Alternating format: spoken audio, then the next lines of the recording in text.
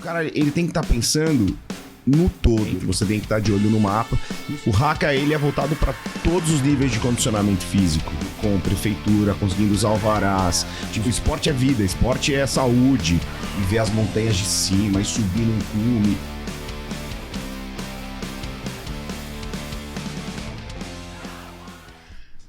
Bora falar de marketing? Esse é o Codcast, o podcast do marketing. E se você gosta de esportes e quer entender um pouquinho mais sobre eventos esportivos, esse episódio é para você. Sou Carlos Gregoleto, mestre de administração de empresas, mais de 20 anos em marketing e vendas.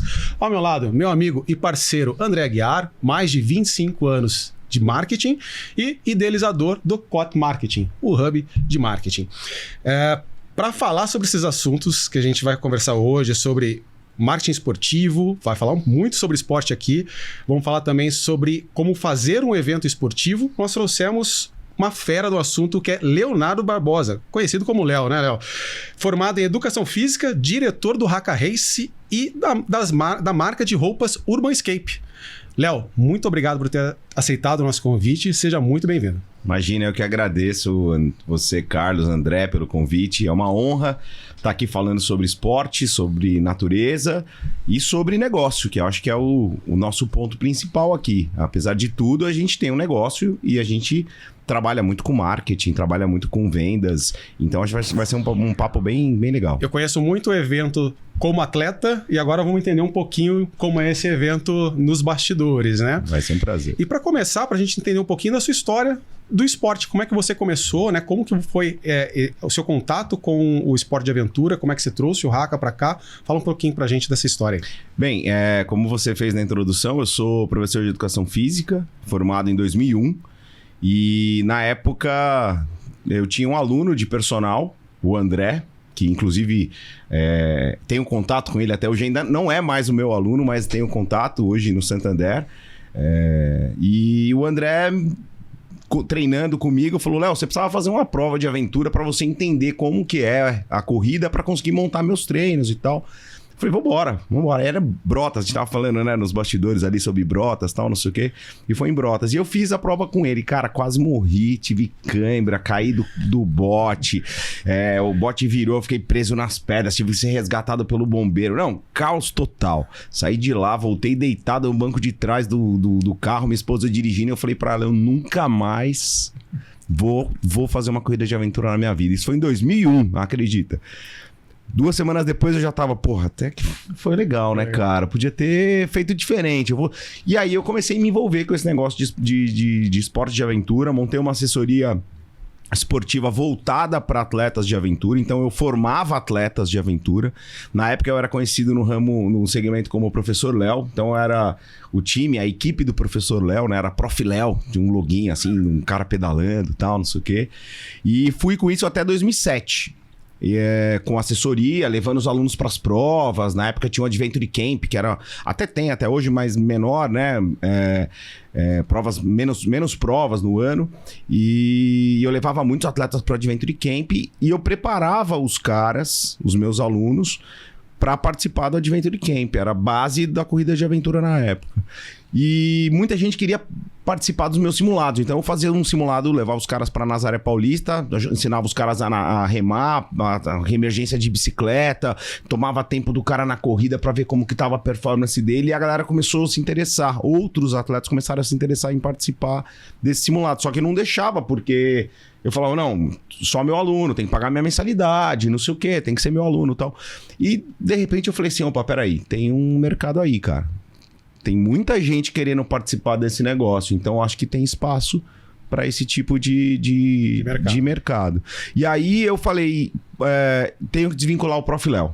O Prof. Léo não pode mais aparecer, porque se eu criar uma empresa, montar uma empresa de corrida de aventura e linkar com o Prof. Léo, a galera ainda vai achar que são para os alunos. E aí veio a ideia do Haka. Então foi aí que o Haka nasceu, em 2007, para desvincular, sair um pouco dessa parte de treinamento e voltar para a organização de eventos. Você falou, né, de esporte de aventura. A gente gosta muito. Eu, particularmente, gosto de mountain bike desde os 5 anos de idade. Gosto muito.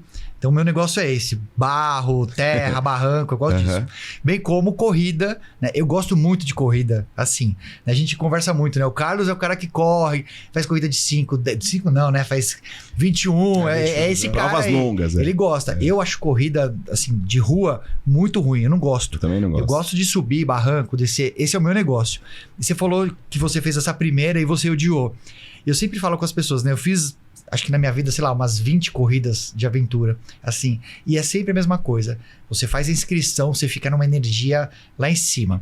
Aí você começa, você tá naquela pilha. 10 minutos depois você fala, meu Deus, o que eu tô fazendo aqui de novo? Eu paguei de novo pra fazer isso. E aí você começa a passar, né, os obstáculos, as coisas. Você começa a achar aquilo muito legal. Você fala, nossa... Termina a corrida e você fala assim, eu vou fazer de novo. Aí você entra nesse looping eterno, né? De fazer, parar, se arrepender e é viciante, né? É o visual, né? Contato com a natureza, ele é espetacular. E, Léo, muita gente, até inclusive que está ouvindo esse podcast, eles não sabem o que é a corrida de aventura, né? Então, hoje a gente tem a corrida de rua, que é super conhecida do público. Nós temos o trail run, né? Temos as provas de mountain bike e temos a corrida de aventura, que é um pouquinho diferente de tudo isso. Então, se você puder falar um pouquinho de como que funciona uma corrida de aventura, é interessante. A corrida de aventura é um esporte multidisciplinar com pelo menos 4 modalidades. Para ser reconhecida, né? A gente tem uma Confederação Brasileira de Corrida de Aventura que rege todo o nosso esporte. São várias federações do Brasil todo. Apesar de ser um esporte relativamente amador, ninguém vive de esporte de aventura no Brasil. Todo mundo faz por lazer. Mas a confederação, ela, para certificar uma prova de corrida de aventura, ela tem que ter pelo menos 4 modalidades, que é a mountain bike, o trekking, é a caminhada, né, no meio do mato, canoagem ou alguma coisa na água, um water trekking, uma natação, alguma coisa assim, e navegação por mapa e bússola. Então tem que ter todas essas modalidades para ser considerada, né, uma corrida de aventura. E a prova, ela é em equipe. Então o cara pode fazer sozinho, pode fazer em dupla, pode fazer em 4 pessoas. E não é revezamento, que às vezes a galera confunde. Fala assim, no quarteto então um pedala, outro corre, outro rema. Não. É todo mundo junto o tempo todo. E algumas provas trazem modalidades extras. Por exemplo, todas as etapas do Haka têm técnicas verticais. Não é obrigatório pela Confederação Brasileira, mas a gente sempre traz um desafio novo, como uma tirolesa, um rapel.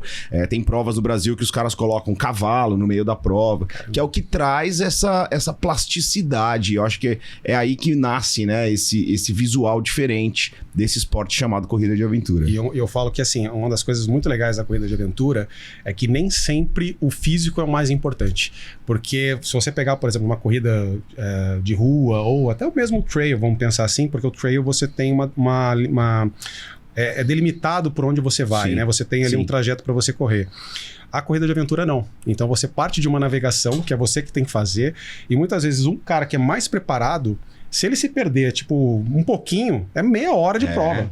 Então você tem uma possibilidade de trabalhar também com a cabeça e você ganhar algumas provas, até ganhar pódio e tudo mais, só de fazer uma boa navegação. Desculpa, André. Imagina, essa questão de time, né? É uma coisa bem legal, né? Porque é o que você falou. Não necessariamente cada um vai fazer uma parte para complementar. Né? Você tem que estar junto. Eu já caí nesse golpe várias vezes, né? Eu fiz muitos anos de CrossFit, muitos anos mesmo. Eu fiz muitas provas, mas assim, muitas mesmo. Toda semana, teve um final de semana que eu tive 3 provas no mesmo final de semana. Então, assim, de 2017 mais ou menos até 2022, eu fiz muitas provas. E muitas são em dupla, em trio, em quarteto. E fatalmente você tem que levar alguém nas costas, né? Então, às vezes eu fiz uma, por exemplo, que tinha natação, depois tinha levantamento de peso olímpico, né? Que chama. Cara, fui fazer uma dupla com uma pessoa que não sabia nadar. Então, sobrou pra mim dividir o peso, a natação inteira. Assim, não é justo, né? Ok, é o time, mas nesse caso, quando você tá num time que todo mundo está fazendo a mesma coisa, todo mundo chega junto, eu acho mais democrático, né? E linkando até com esse mundo corporativo, né? De empresa e tudo mais, a equipe na corrida de aventura ou a equipe lá no CrossFit que você participava, vamos fazer uma analogia aqui, que é o seu time de trabalho, a sua equipe de vendas. Se todo mundo não tiver sincronizado, se todo mundo não tiver um papel muito bem desenhado dentro da equipe, a chance dessa equipe dar errado é muito grande. Então, quando você trabalha em equipe, numa competição ou no mundo corporativo, é muito importante que papéis estejam definidos, estratégias sejam montadas e que cada um faça bem aquilo que foi determinado, aquilo que foi proposto a se fazer. Hoje mesmo eu estava conversando com uma aluna de manhã, a gente vai fazer uma etapa esse ano, no final do ano, uma etapa do Campeonato Mundial de Corrida de Aventura, que vai ser em Palmas, Tocantins, de 500 quilômetros. E ela estava falando assim, Léo, mas como alguém consegue, ela no agachamento lá, com 10 quilos de cada lado, e falando, mas o cara tem que levantar 200 quilos para fazer uma prova de 200 quilômetros? E não é isso, é exatamente o que o Carlos falou. A diferença do corredor de aventura é que o cara ele tem que estar pensando no todo, ele tem que estar pensando nos 500 quilômetros. Ele não pode dar tudo naqueles primeiros 10, 20, 30, 50 quilômetros. Ele tem que fazer 50 e pensar, opa, peraí, eu tenho que economizar energia, eu tenho que prestar atenção no mapa, eu não posso me perder, porque qualquer coisa que acontecer aqui, isso aumenta muito mais o meu tempo de prova. E isso traz até, de certa forma, uma tranquilidade pra gente como organizador, porque são pessoas mais cautelosas. Eles não arriscam tudo. No trail, no mountain bike, na bike de velocidade, o cara tá andando no limite o tempo todo.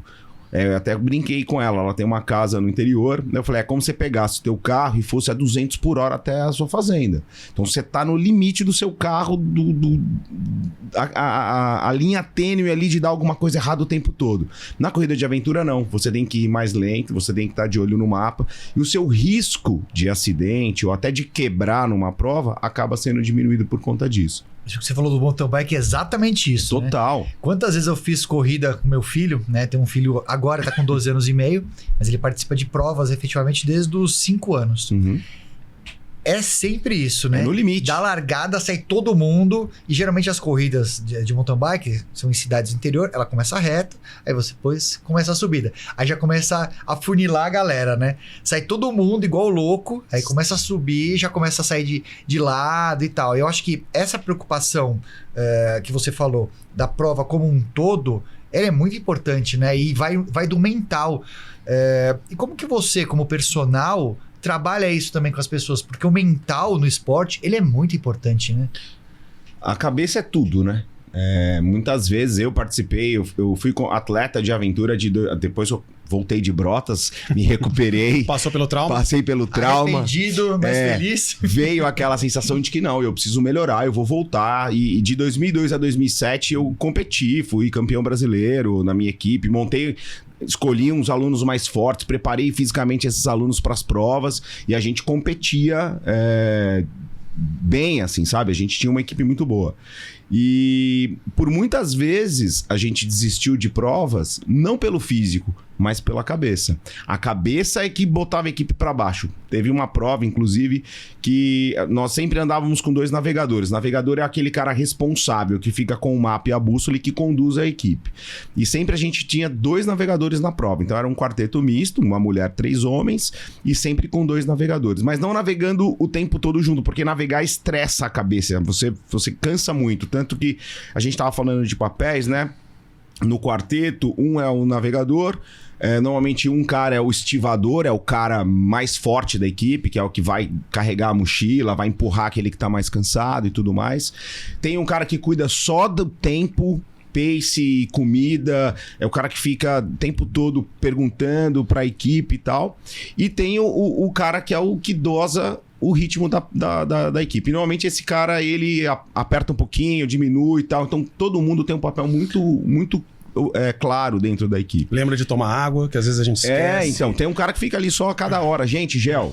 Ó, vamos tomar gel. Galera, vamos comer. Vamos parar, vamos dormir, sabe? Então é um cara que fica cuidando muito disso. E a gente tava numa prova, eu era o segundo navegador e o meu dupla... Já era umas 2 horas da manhã, era uma prova longa de 200 quilômetros. Ele falou, Léo, tô muito cansado, assumi você a navegação. Falei, onde nós estamos? Ele me mostrou no mapa, ele falou, nós estamos aqui. A gente tá no áudio, não dá exatamente pra ver, mas a gente tava, sei lá, indo pra norte e ele falou como se a gente estivesse indo pra sul. E eu falei, beleza, vambora. E a gente andou mais de 20 quilômetros e não chegava no próximo posto de controle e a gente começou a se perder. Eu falei, bem, tem alguma coisa errada. Batemos numa casinha 4 horas da manhã, o cara saiu lá meio assustado. Eu falei, é aqui que sai em São Lourenço? Aí o cara falou, putz, meu, tá uns 30 km pra trás. Ele me mostrou um mapa errado devido ao cansaço. E aí a equipe faz assim, ó, rau. Acabou a prova pra gente. Então a gente desistiu da prova por conta da cabeça. A gente tava super bem, a gente tava, acho que nesse momento, até o momento de experiência, estava em 5º lugar. Era uma etapa da Vale pelo Campeonato Brasileiro. A gente estava disputando aquele ano a colocação pra final, né? Pra final do Campeonato Brasileiro. E a equipe murchou. Chegamos, sei lá, em quase último. Tivemos que voltar esses 20 quilômetros. Desistimos da prova. Falou, agora vamos terminar só. Então acho que a cabeça é muito importante. E quando você trabalha em equipe, você ter a cabeça no lugar é fundamental, porque ou você estimula ou você desestimula a tua equipe. Quando você tá sozinho, você fala assim, cansei, chega, vou embora, e você não prejudica ninguém. Quando você tá em equipe, um cara ali com a cabeça mais baixa, contamina. Como qualquer empresa, total. Né? E Léo, o pessoal que está assustado com as distâncias, não se assustem, tá? Não. O Campeonato Brasileiro, ele vai até 500 quilômetros, mas o Haka tem a partir de 10 quilômetros, então qualquer pessoa pode participar, né, Léo? E, Léo, deixa eu te fazer uma perguntinha. A gente falou sobre a criação do evento, né? A origem do evento lá atrás. Começou com o Prof. Léo, né? Uhum. Mas eu queria entender, né? Como a gente está falando de marketing, entender um pouquinho da marca Haka. Da onde que surgiu a marca Haka, né? Como que foi esse desenvolvimento da marca, né? E até o que ela é hoje, até tendo filhos aí, né? Hoje, voltando um pouquinho naquela história, o Haka foi para desvincular o Prof. Léo. Então a gente falou, não, então vamos... Haka é aquela dança dos Maoris, né, da Nova Zelândia. A corrida de aventura nasceu na Nova Zelândia em 1980, chegou no Brasil em 98. E eu precisava desvincular o nome Prof. Léo, e na época um outro aluno, marqueteiro, falou, Adriano Santin, falou, Haka, o que você acha de Haka? Corrida de aventura, nasceu na Nova Zelândia e tal. E todos os traços da prova, né? Os desenhos são Maori e tal. E eu falei... Mangopare, né? Aqui é um tubarão.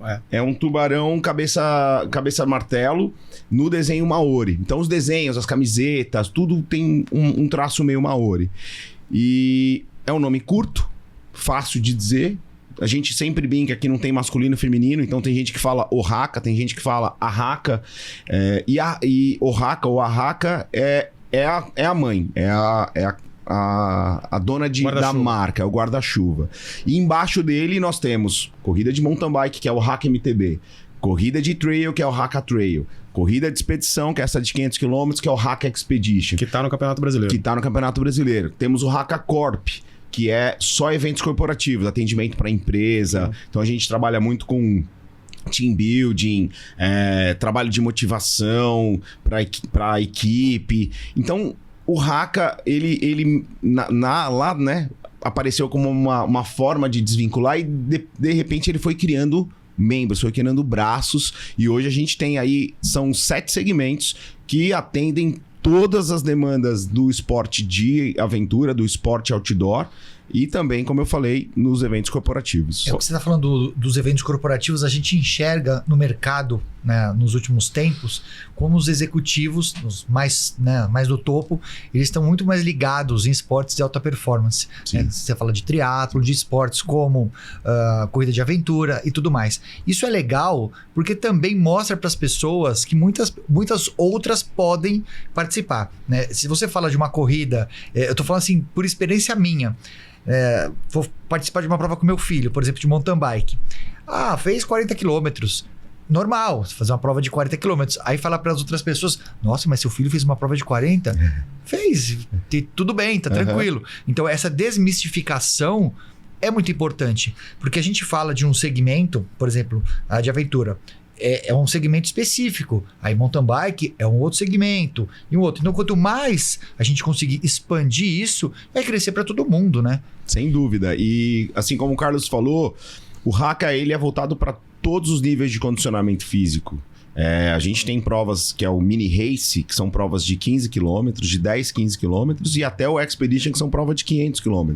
E isso, inclusive, foi durante esse processo de crescimento da empresa e ampliação para atender todas as faixas não só etárias, mas também físicas, foi de ir abrindo possibilidade para que mais pessoas pudessem ingressar no esporte de aventura. E isso em todos os segmentos. O Haka Trail, a gente tem distâncias de 7, 14 e 23 quilômetros, agora vamos para 30 quilômetros. No mountain bike tem o esporte que é 30 quilômetros e vai até 150 quilômetros em 3 dias de competição. Então a ideia foi ir abrindo, né, a possibilidade para que mais pessoas se identificassem com o esporte e começassem a praticar. Então, atende qualquer nível de É condicionamento. diferente de corrida de rua, quando você fala assim, uma corrida de 5 para uma de 10 é um degrau razoavelmente... Gigantesco. É razoavelmente... Você consegue fazer. Quem faz uma de 5, faz uma de 10. De 10 para 21, já é outra conversa. É um degrau muito grande. Muito né? grande. E nas corridas, por exemplo, de mountain bike, que aí é a minha praia, você fala assim, uma corrida de, sei lá, de 30 quilômetros, é uma coisa.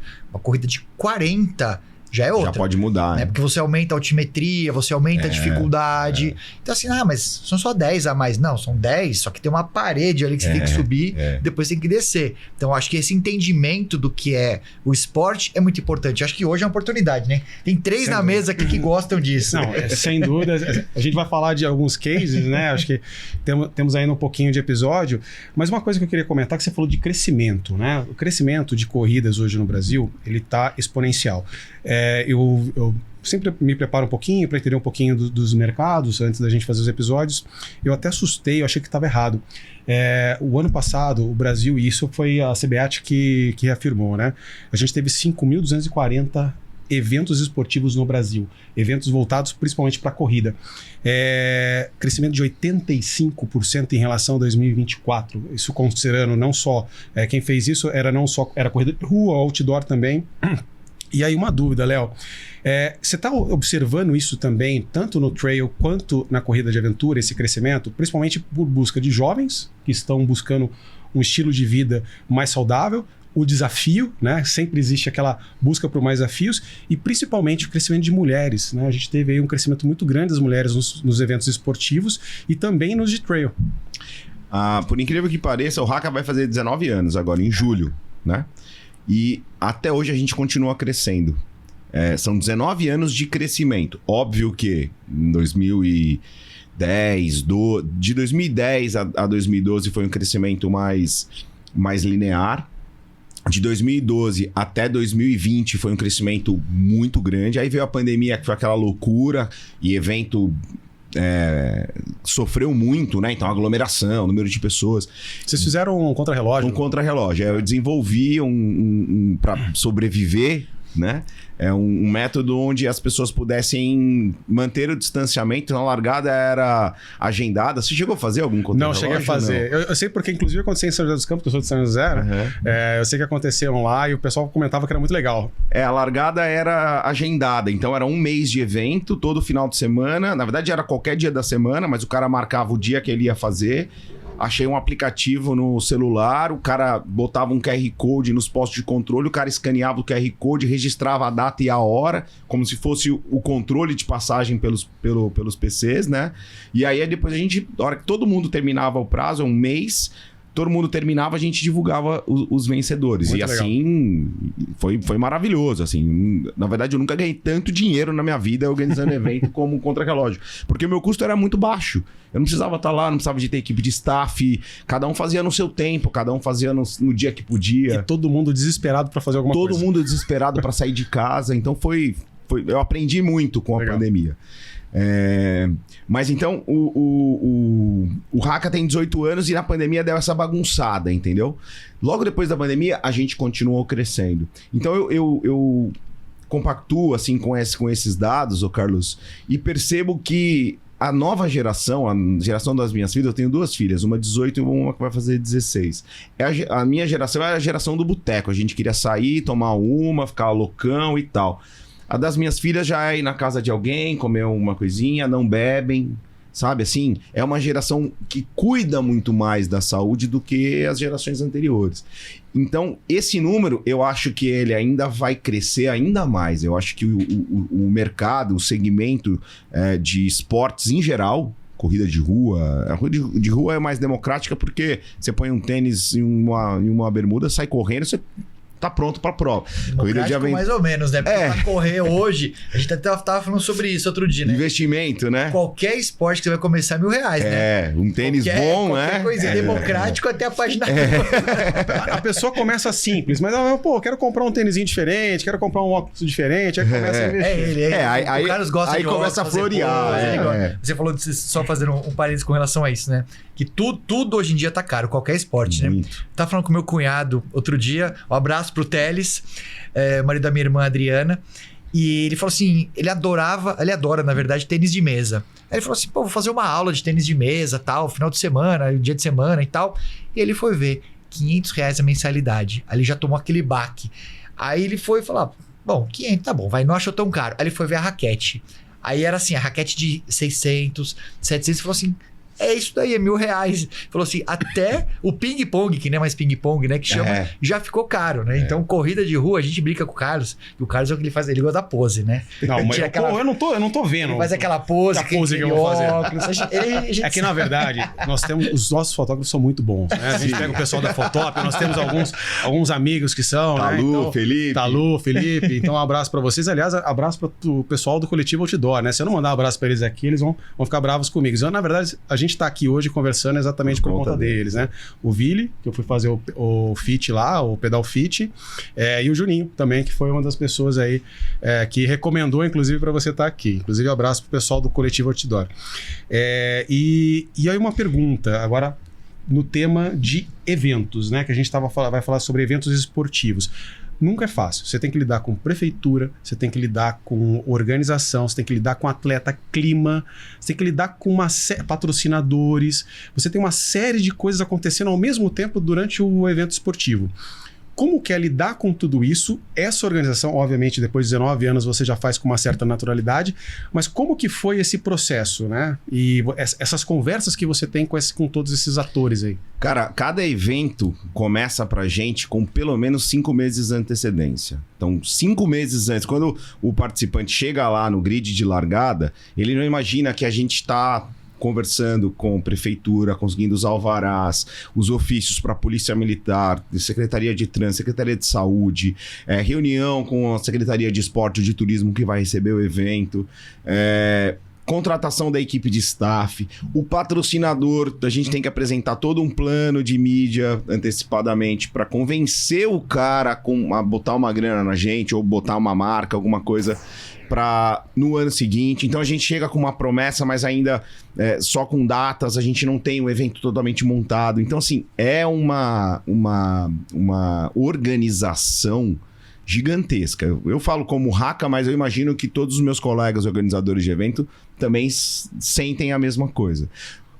Hoje é mais natural, hoje a gente já sabe mais ou menos como lidar.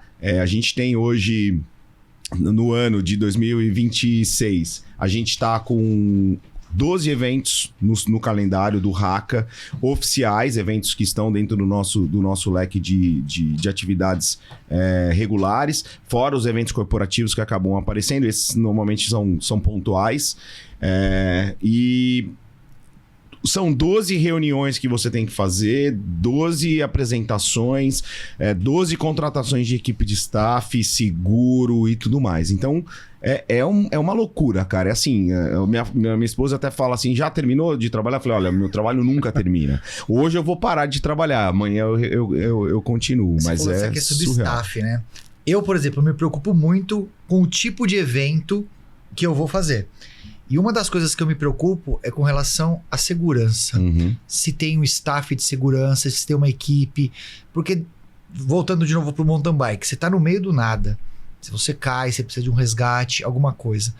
Não é uma coisa que você pode negligenciar, né? Então, você como organizador, você tem uma responsabilidade muito grande, né? Porque você está lidando com vidas ali. Como que você faz todo esse planejamento também, já que as pessoas estão em locais de difícil acesso, né? É diferente de uma corrida de rua, se o cara caiu aqui, uma ambulância, por exemplo, chega rápido, Sim. né? Até eventualmente no mountain bike, em algum lugar chega. Mas e uma corrida que você tem um navegador que está no meio do nada? Como que você faz esse planejamento? Porque isso também impacta no fechamento do patrocínio, né? Se você tiver se você negligenciar isso e acontecer alguma coisa, o patrocinador vai embora, né? Sem dúvida. E aproveitando, se você tem alguma história para contar pra gente, compartilhar desse tipo de situação. Vou dizer por mim agora, eu que monto as minhas provas, eu faço todo o percurso, eu conheço cada centímetro por onde o meu atleta vai passar. E isso eu acho que é até um grande diferencial do Haka para as demais marcas. Eu não tenho um diretor de prova, eu não tenho um cara que eu contrato, pago, vou fazer uma prova lá em Brotas, monta para mim lá o percurso. Não, eu vou lá, eu visito, eu converso com o dono da propriedade, aí eu olho o buraco e falo, pode dar problema aqui, esse buraco é perigoso. Tem como ter acesso a esse lugar?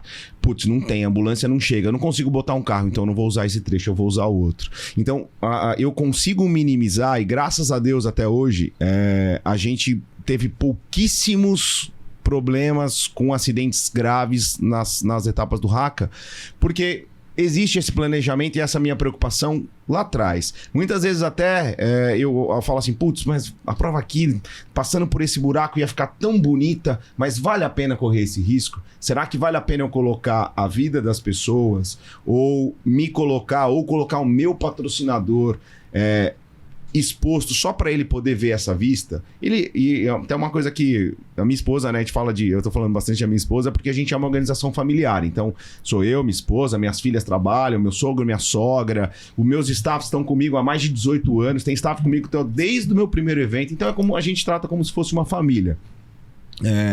E ela fala assim, né? Ela brinca bastante, ela fala assim, Léo, ninguém sabe que ia passar nesse buraco. Se você passar por trás do morro, ninguém vai saber que a prova era aqui. Se a galera soubesse que aqui você fez lá, ia falar, pô, mas lá ia ficar mas só você sabe disso. Então não tem problema nenhum. Lá também é bonito. Então é uma forma, André, da gente minimizar esses riscos. Óbvio que quem sobe na bicicleta sabe que em qualquer momento ele pode cair. Quem só cai de bicicleta quem anda de bicicleta. Então a gente, sim, assume o risco, mas tenta assumir um risco calculado. E aí, falando desse planejamento de 5 meses, a gente tem equipe médica, equipe de socorro, toda minha equipe de staff é treinada pelo Corpo de Bombeiros da Polícia Militar do Estado de São Paulo para atuar na emergência caso aconteça alguma coisa. E a gente tem um plano de contingência que a gente rege todos os anos nessa nossa reunião anual, onde existem procedimentos para cada modalidade. Então, se o cara tiver um acidente na canoagem, o plano de contingência é o A. Se o cara tiver um acidente na mountain bike, o plano de contingência é o B. O código verde, vermelho, amarelo, Então, a gente tem que ter isso muito claro. E isso é importantíssimo. Quando o cara entra no carro dele, vai lá para Brotas, ou vai para Botucatu, ou vai para Palmas, no nosso Haka lá, de 500 quilômetros, ele tem que entrar no carro dele e falar assim, tem alguém cuidando de mim, tem alguém preocupado com a minha segurança, com a minha saúde, com se acontecer alguma coisa. E isso pra gente é fundamental. Só corroborando com o que o Léo disse, eu como atleta eu posso dizer isso, né? A gente teve, até eu estava comentando, a gente teve uma prova em Botucatu em que a gente fala-se muito sobre segurança nos briefings, né? Então você passa o briefing bem detalhado, galera, tem uma situação assim, tomem cuidado aqui, tinha bombeiro avisando e tudo mais. E o mais engraçado, a gente passou e falou assim, nossa, tava até tranquilo. Né? Então a gente tem, eu como atleta eu posso corroborar com tudo que você falou. 2 coisas, né? Esse plano de contingência. Você cair andando é uma coisa. Você cair de bike no morro a 60 por hora é uma outra coisa, né? Eu tenho um amigo, abraço pro Bruno Mancinelli, que faz o Serrano Man ali em Serra Negra. Ele tomou um capote de bike na Itália e ele se quebrou inteiro. Uhum. E assim, foi um resgate sensacional, assim, de helicóptero, aquela coisa. E ele fala isso, ele falou assim, o resgate foi o que me ajudou. Então, essa preocupação, ela é muito, muito importante. Porque enquanto está tudo bem, ótimo. A partir do momento que alguém se machuca, e aí o negócio toma uma proporção maior. E outra, a gente falando também sobre marketing, a gente também tem uma questão sobre a imprensa, né? Ninguém fala quando o seu evento dá certo, quando tá tudo legal, que todo mundo, sabe, foi... Não, vai dar notícia que o fulano caiu de bike, se quebrou na prova tal, em tal lugar. É isso que é o que vai vender. Isso aí. Né? Então isso é muito ruim. Né? E isso também, de novo, impacta nos patrocinadores. Se você, como organizador, não toma esse cuidado, não tem essa preocupação, é muito mais difícil, né? Você arrumar isso depois que aconteceu um acidente ou alguma coisa, né? Eu falo que eu quero aparecer na TV, mas nunca no Jornal Nacional. Porque se o dia que eu aparecer no Jornal Nacional é porque deu uma merda muito grande no negócio. E a gente tem, lógico, uma assessoria de imprensa que nos apoia, que nos acompanha. Mas graças a Deus a gente tem aquela notinha preparada, mas que a gente não quer usar. Quando a minha ambulância chega na base do evento, eu chego pra eles, a primeira coisa eu faço questão de falar pra eles, olha, vocês vieram só pra passear, vocês não vieram pra trabalhar, curtam o evento, tiram foto. Se Deus quiser, vocês vão sair daqui hoje. Eu tô pagando vocês pra não fazerem absolutamente nada. E eu acho que por conta desse nosso trabalho prévio, a gente tem conseguido evitar muitas vezes esses acidentes. Como eu falei, foram pouquíssimos casos graves assim de atendimento. Até o Carlos perguntou, né, de um fato que aconteceu. Foi um atleta, uma etapa de Itu, que o cara tava pedalando no plano, assim, cara. Era uma descidinha, nada a ver, aquele estradão largo, chegando pra chegada. O dupla dele tava atrás e o cara caiu da bicicleta, assim, mas não tinha um buraco. Sabe aquele lugar que você fala assim? Eu olhei e falei, não, esse buraco eu não vou passar porque aqui vai dar problema. Mas não, aqui pode passar, aqui não vai ter nada. E o cara tomou um puta capote. E o dupla dele atrás chegou, a gente tava com um carro de resgate próximo, chegamos junto. Enfim, o cara, ele apagou. Ele desmaiou em cima da bike a 40 km por hora, então foi um puta de um tombo feio. A gente conseguiu fazer o resgate, colocamos no carro, trouxe a ambulância, levou ele pro hospital. Aí começaram depois, né, a gente foi mantendo contato com o atleta, ele voltou, obviamente. E ele fez uma batelada de exames porque os médicos estavam querendo identificar por que ele apagou. Porque ele não estava em esforço excessivo, não era um lugar, não estava quente. Então tinham várias formas de controle para identificar que não foi sei lá, ele passou mal, teve um mal súbito. Não, ele de fato desligou. A chave caiu. E aí, depois de muito tempo, a gente descobriu que ele tinha um problema lá no cérebro e tal, e teve que fazer um tratamento, teve até que abandonar o esporte por conta disso. Então, você vê, não tem nada a ver. A gente se prepara, a gente prepara o buraco, a gente sinaliza, a gente deixa o staff preparado e as eventualidades acontecem em um momento que você muitas vezes nem está preparado, nem acredita que aquilo vai acontecer. Léo, eu tenho um exemplo disso que você está falando comigo, né? Há 1 ano e meio atrás, exatamente 1 ano e meio, eu tomei um tombo de bike, treinando para uma prova. Assim, eu tinha andado um dia, fui andar no outro, eu caí, eu quebrei o quadril nesse tombo. Foi um baita tombo, caí sozinho, né? Só que eu bati numa pedra, enfim, quebrei o quadril, fui pro hospital, operei o quadril, aí tive uma parada respiratória depois. Tive um AVC. Putz. Assim, e eu descobri que eu tinha uma passagem no coração, é por isso que deu AVC, enfim. São coisas que você não tem ideia. Eu faço check-up sempre e não aparecia, porque era uma coisa muito específica. Então, quem faz esse tipo de... Não, enfim, na da história que eu fiquei tudo bem. E a gente deu de presente pra ele, sabe aquelas rodinhas que você coloca pra não cair mais? A gente fez isso. Mas de mountain bike, né? Então, assim, quem faz... onde eu quero chegar, né? Quem faz esse tipo de esporte precisa se cuidar, precisa fazer uma série de exames. Mas... Por exemplo, no meu caso, não tinha como saber. Mas vamos mudar de assunto? Mas assim, só pegando esse caso, assim, o check-up ele é muito importante. A gente teve já alguns esse alerta é importante, né? Que o check-up, para quem faz qualquer tipo de atividade física, é importante. Seja ela corrida de rua, coisa de aventura e tudo mais. Tivemos aí alguns casos aí de pessoas que no Ironman, em trail, em mountain bike, tiveram mal súbitos, né? Então é muito importante. Façam sempre o seu check-up, né? O Dr. Gabriel Gami aí, que ele inclusive é trail runner, né? Ele é fera demais. Aí estamos com... isso do check-up... Todos em dia. Por exemplo, o que aconteceu comigo? Eu tinha uma passagem no coração que fecha quando você nasce e 1/4 da população tem e não sabe. Então, muitas pessoas têm AVC por conta disso. Momento agora... alerta para as pessoas. Então foi por conta disso. Como eu quebrei o quadril, o trombo subiu, atravessou o coração e estourou atrás. Então, assim, mesmo tendo muito cuidado, mesmo fazendo check-up, mesmo pode acontecer. Então a gente tem que estar muito ligado nisso, né? E uma coisa, né? A gente estava falando do crescimento do esporte, né? A quantidade de pessoas ingressando na corrida de rua e tudo mais. A gente recebe muito atleta iniciante. e sem preparo nenhum. Então, assim, o cara fala, eu vou fazer, né, 5 km, vai estar aqui no Parque Ibirapuera, em São Paulo. A gente tá aqui em São Paulo, tem um parque super famoso aqui, lá 5 km, eu vou lá, vou correr. Só que o cara não tem preparo físico nenhum para aquilo. Então, acho assim, a gente não quer aqui dizer para as pessoas não fazerem, não façam porque é perigoso, não façam. Não, façam, mas façam com responsabilidade. Eu acho que qualquer esporte, o esporte é vida, esporte é saúde.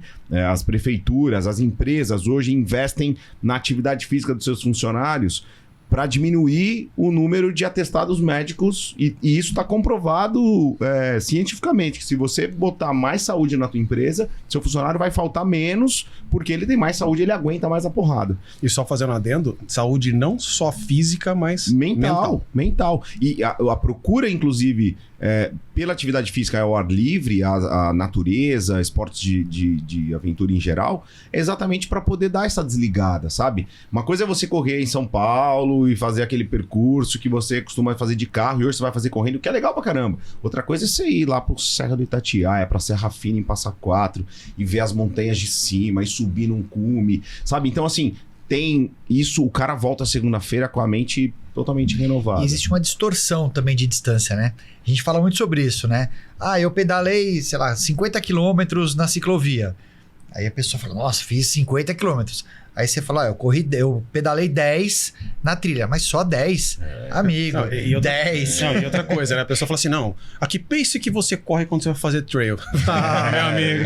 Depende da montanha, Esquece, né? Depende de tanta coisa. Tá sol, tá frio, tá chovendo. E Léo, uma pergunta. O público da corrida de aventura, ele é um público relativamente menor do que outras corridas, como, por exemplo, a gente falou corrida de rua, até o próprio trail, né? Ele é um pouco menor, mas ele é extremamente engajado, né? Porque ele praticamente, você vê todas as corridas são as mesmas pessoas, você tem ali uma comunidade muito forte. Para o marketing isso é muito importante, porque ele gera um engajamento dessas pessoas em marcas, em marcas esportivas, marcas que têm relação com aquilo. Como que essa relação que você tem hoje com patrocinadores, né, que trabalham junto com você, que você já teve ou que você tem atualmente, e como que você faz esse tipo de ativação também nos eventos?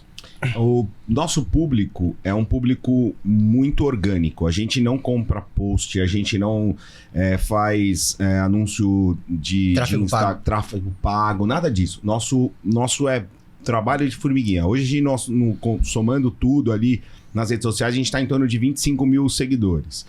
E sem comprar nenhum deles. Então, o cara que tá ali, ele é um cara que gosta do que a gente faz, ou pratica esporte, outdoor, ou nunca fez um evento, mas gosta do nosso trabalho, vamos dizer assim. E a gente tem um engajamento muito grande. Então, a gente solta um vídeo, sei lá, no Instagram que tem 10 mil seguidores. Dali 1 hora, 2 horas, eu olho, tem 15, 20 mil visualizações. Às vezes eu vejo, né, influencers assim que tem 1 milhão de seguidores, aí o cara posta um vídeo, tem 5 mil ou 300 mil visualizações. Se você fizer um comparativo de seguidores e engajamento, o nosso engajamento é muito alto. Muito mais alto do que um cara que tem 1 milhão. Então, quando eu chego pro meu patrocinador, hoje a gente tem alguns patrocinadores fixos, que é a Mitsubishi, que é o nosso maior patrocinador. Temos a Ethos SX, GJG, Kayaker, a minha marca agora, a Urbanscape. Opa, vamos falar um pouquinho. Vamos falar um pouquinho depois dela. É uma também das copatrocinadoras do Haka. E eu mostro muito esses números, sabe? Assim, olha, eu posso não ter 1 milhão de seguidores, mas o cara gosta de me ver trabalhando, o cara gosta dos meus eventos e as marcas que estão comigo têm o mesmo engajamento. Então o cara gosta de me ver dirigindo uma Mitsubishi porque ele acha que tem toda a relação com a aventura, com o outdoor. Então o nosso trabalho muito de entrega para os nossos patrocinadores é muito baseado nesse engajamento que nós temos com o nosso público. Hoje o nosso índice de remanescência nos eventos é de 66%. O cara fecha o ano com a gente. Eu lanço no começo do ano, ó, o calendário do Haka 2026 tá aqui, galera. Dia tal. As cidades eu ainda não sei, porque eu ainda tô trabalhando com as prefeituras. Então, os 5 meses que eu falei que eu vou falar com a prefeitura de Passa Quatro ainda não chegou. Mas tá aqui, a data é dia 24 de outubro e a prova vai acontecer. O cara compra o plano. Ele nem sabe aonde ele vai ter que ir, mas o cara já comprou e tá garantindo a inscrição dele por ano todo. Essa identificação da corrida com a marca e as pessoas, ela é muito importante, né? Vou dar um exemplo para você. Eu gosto muito de uma marca de roupa para pedalar, uma marca, né, de fora, enfim. E assim, eu sempre falei, essa marca, ela custa realmente muito caro. Você pega uma camisa Pode deles, falar, quem sabe eles patrocinam a gente. quem sabe a marca da Raposinha, alguém conhece? Alguém conhece? Quase ninguém, né? Uma raposinha inglesa, Fox? Essa daí. Boa, conheço. Acho que conhece. Eu comprei uma camiseta, né, uma vez deles, e... Cara, a camiseta. De verdade, assim, foi acho que uns 450 Mas reais. é boa. Aí, o que aconteceu? Eu tava andando em Brotas com um amigo meu, ele na frente e eu tava atrás. Eu caí, peguei um buraco, alguma coisa e caí. Escorreguei, bati nele. Assim, um capote. Eu falei assim, agora, a hora que eu olhei, assim, deixo de terra, essa camiseta pulverizou. Só fazendo contra. Eu falei, meu Deus, gastei 450 essa camiseta. Não fez nada, não puxou um fio. Eu até mandei uma mensagem pra eles. Falei, olha, super legal e tal, porque realmente essa identificação da marca com o esporte, ela é muito importante, né? Você fala assim, eu vou trazer uma marca, o que você falou, o carro tem uma identificação com a pessoa, a camiseta tem uma identificação, tudo tem que ter a ver. A gente fala muito sobre isso, não adianta nada o patrocinador entrar só pelo dinheiro, não vai ter identificação, e ele não vai ter o retorno que ele quer. Em 2014, a gente fechou um patrocínio. Em 2007, eu fechei o patrocínio com a Troller. Eu sempre tive uma marca de carro atrelada aos meus eventos. Então, meu primeiro patrocinador de 2007 foi a Troller. Em 2012 a 2018 foi a Amarok.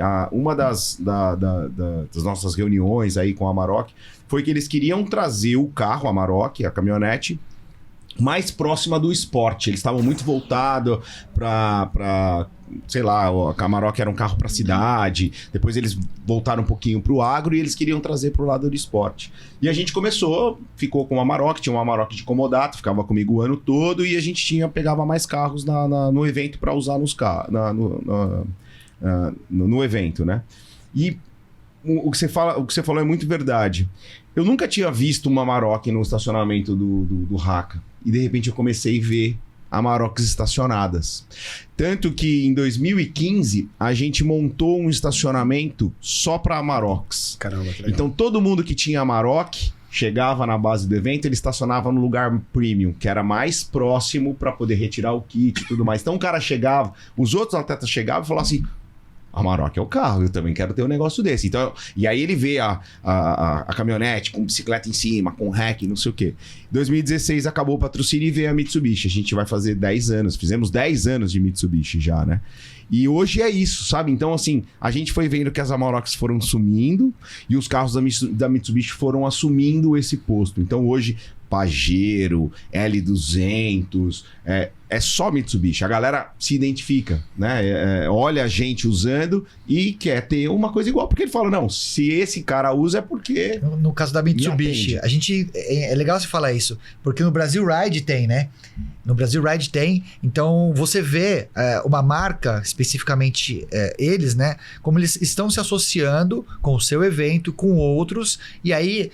O cliente, né, o atleta, ele vai no seu evento, ele vê e fala assim, tem aqui essa marca, vai no outro, tem. Então ele faz esse circuito aí fechado. A Mitsubishi é uma das maiores patrocinadoras de eventos esportivos do Brasil. Não tem nenhuma outra marca, não tô falando de marca de carro, tô falando de marca, que apoia eventos esportivos no Brasil em todos os âmbitos. Se você pegar a Bio2, a Brasil Ride, agora teve a Malacara, tudo é Rally dos Sertões, Mitsubishi. Aliás, Malacara é uma prova que foi no Manaus, né? É a Amazônia. Linda prova. Eu lembro que a Geminha, um abraço pra você também.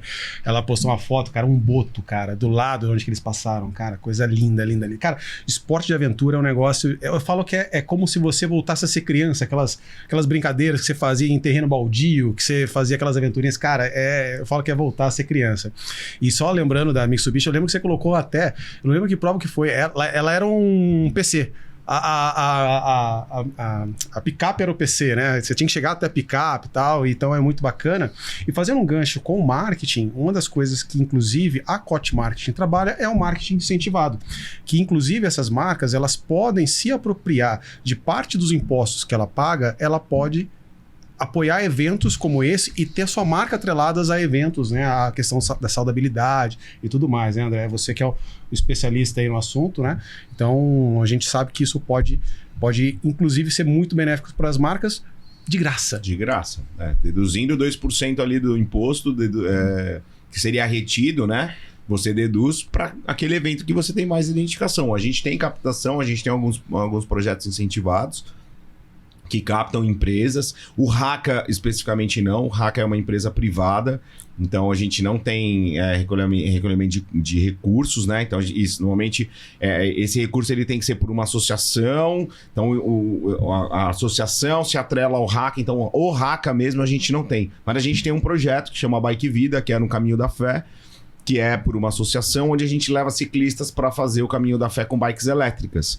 E esse projeto é um projeto incentivado. Então, qualquer empresa que se identifica com esse tipo de negócio pode se atrelar e, ao invés de dar 2% para o governo, ele fala, não, eu quero meu dinheiro nisso daqui. E é muito legal, né? Porque você coloca o dinheiro, a marca da tua empresa naquilo que você realmente acredita e gosta que esteja atrelado. Né? A visibilidade da marca, ela é muito importante. Né? E tendo essa visibilidade com essa renúncia fiscal, eu acho que é sensacional, né? O que precisa é que as empresas entendam melhor isso. Isso é um trabalho que a gente faz lá, de mostrar para as empresas que realmente é muito importante isso. A gente teve um episódio sobre marketing incentivado, a gente vai colocar aqui embaixo sobre o marketing incentivado, essas dicas e como funciona. Então, se tiver alguma empresa assistindo, vem aqui, assiste aqui, coloca esse dinheiro aqui nos esportes, em projetos que realmente são bons, que tem pessoas por trás responsáveis, né? E eu acho que isso é muito importante, a gente divulgar cada vez mais. Assistam aqui. E você comentou que você trabalha com alguns eventos corporativos, né? O nosso público normalmente são pessoas mais voltadas para esse mundo corporativo. Como é que funciona esse evento que você faz? Cara, eu tenho... Agora eu vou começar a vender meu peixe isso aí. aqui, a ideia tá? É essa. Eu vou vender meu peixe aqui. Vende, pode vender o peixe. Vou vender. Educador físico, eu dei aula de step para 50 pessoas e eu tinha que montar o processo criativo de coreografia da aula de step e agradar essas 50 pessoas. Então eu desenvolvi na minha profissão como educador físico uma virtude de ser criativo. E a corrida de aventura é uma coisa... Você nunca sabe o que vai ser. Então você imagina como será, mas você vai saber como vai ser mesmo no dia, durante a execução do evento. Então isso me deu um know-how diferente no mercado. Então hoje, quando a gente chega, como uma empresa nos procura, fala, eu quero fazer um evento para os meus funcionários. Mas você está querendo fazer o quê? Eu estou querendo, sei lá, levar os caras a fazer um rafting lá em Juquitiba. Pô, já me deu o start. Aí eu desenvolvo um trabalho para esse cara em cima desse raft. Tá, mas qual que é o objetivo? Eu quero integração. Não, eu quero uns enigmas. Puta, o lema da empresa é vender mais para ser maior. Legal. Aí eu vou bolando um desenho e apresento algumas ideias, algumas propostas para que aquele rafting seja um rafting de experiência. Para que não seja simplesmente um rafting. Vamos botar os caras no bote, remar para frente. Não. Peraí. Tem um objetivo. Por que nós vamos remar? Por que então, durante o percurso vai ter uns enigmas pendurados nas árvores, vocês precisam ir olhando, um cara tem que ficar atento. Então, o nosso evento corporativo hoje, o Haka Corp, ele entrega um diferencial no mercado. A gente não faz mais do mesmo, a gente quer fazer um negócio que nunca ninguém fez. Então, a gente tem hoje Sebrae, que é um dos nossos maiores clientes, é o Sebrae, a gente faz a Feira do Empreendedor todos os anos. Ano passado, a gente trabalhou dentro de um stand de acessibilidade, onde o objetivo era mostrar para as pessoas que pessoas com deficiência também podem ser empreendedoras. Esse era o tema. Então era uma sala com um monte de mesa e cadeira que era para dar palestra. Eu falei para a dona do stand, eu falei, tira tudo essas mesas e essas cadeiras, a gente vai fazer uma imersão de negócio. Nós vamos mostrar para esses caras por que investir em pessoas com acessibilidade dá retorno para o teu negócio. Então a gente fez um restaurante acessível, um hotel, uma loja de sapatos e uma sorveteria.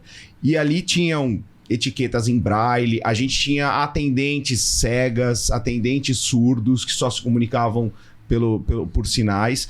E todas as pessoas, foram 5.500 pessoas que passaram pelo nosso stand em 4 dias de feira, saíram de lá encantadas. E muitos, a gente tinha um mural lá para ele deixar uma mensagem e tal. E muitos colocavam lá, eu nunca imaginei, por exemplo, eu tenho um bar e para entrar no meu bar eu tenho um degrau. Eu nunca imaginei como é difícil para um cadeirante, por exemplo, entrar no meu bar e pedir uma comida ou tomar um refrigerante. Então, o cadeirante, ele passa, se não tem uma rampa, ele vai procurar um outro lugar. Ele tá perdendo o cliente.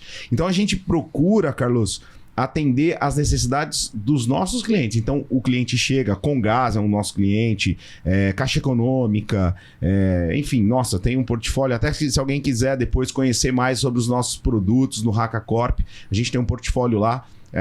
Enfim, então, um leque. E cada evento diferente. Já fiz evento para a Unesp de arte de rua.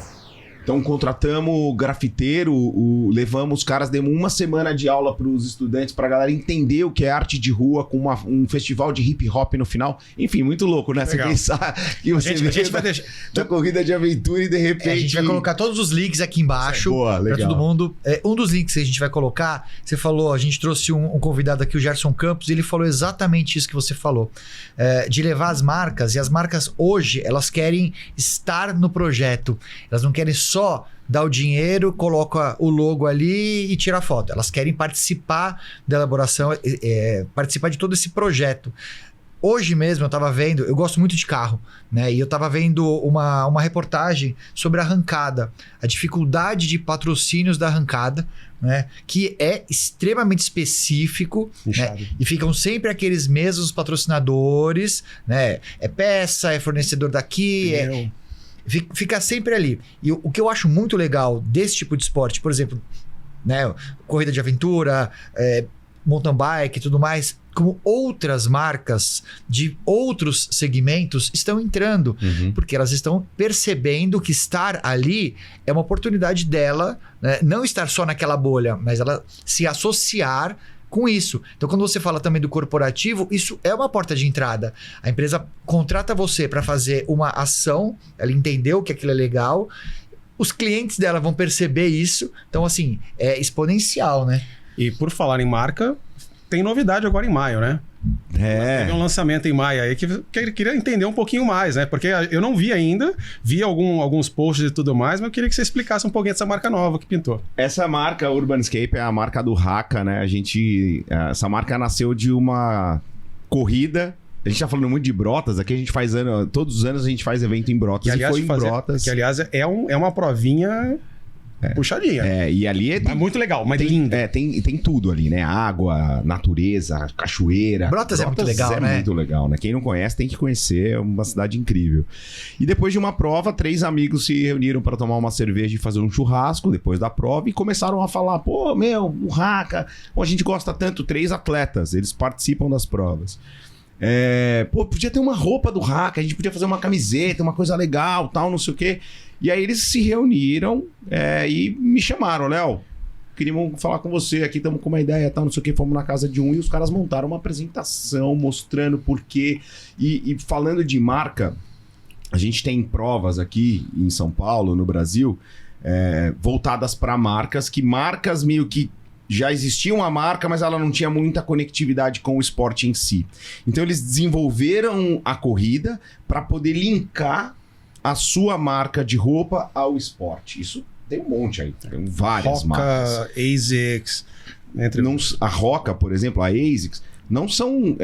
as provas vieram depois da marca. Existia a marca... Bem verdade. E depois começaram as provas. A própria Track and Field. A Track and Field tinha lá a roupa que era de ginástica. Aí os caras... Peraí, vamos... Isso aqui pode ser de corrida também, de rua? Então vamos fazer uma corrida de rua, porque a gente já faz o super legal. Até Fiz Sport viram business neles. O Haka, não. O Haka já existia. A Urbanscape veio para complementar o Haka, o esporte outdoor. Então, o Urbanscape é uma marca que não é uma marca de roupas esportivas. É uma marca que também terá roupas esportivas. A gente vai chegar na coleção onde a gente vai ter mochila, vai ter calça para corrida e tal. Mas é uma marca também para lifestyle. Sabe aquela... você não é surfista, mas você gosta de usar aquela camiseta de surf? Você vai no shopping e o cara olha e fala, esse cara surfa. Eu nem sei subir na prancha, mas eu me identifico com o mar ou com o esporte. Então a Urbanscape, ela vem para isso. Ela vem para trazer para o praticante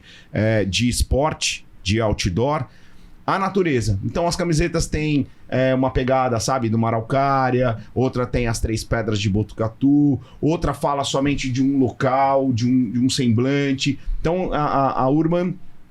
hoje eu sou um dos 4 sócios, nós fechamos essa sociedade, então nós temos um marqueteiro, que é o Marcelo Bicudo, temos o Dante, o Hamilton e eu. Então o Dante é da administração, o Hamilton é operacional, já trabalhou com moda, já trouxe marca dos Estados Unidos para cá, então é o cara que está mais voltado pro chão de fábrica ali mesmo, e eu com o evento, com o Haka. Então a Urban ela nasce de algo que já existe. Então, inclusive, um dos nossos lemas é viver onde a vida começa, que é viver da essência de algo que já traz essa proximidade do esporte de aventura, da natureza e tudo mais. Que bacana. Inclusive, quero aproveitar, Opa! trouxe aqui para você. Eu tava curioso com essa sacola aí, tava curioso. Caramba! Essa sacola não está aqui, eu trouxe para vocês uma camiseta da Urban Pô, Escape. que coisa linda. Ah, que e legal. também uma meia do Olha Haka Trail que Urban legal. Escape. Que animal.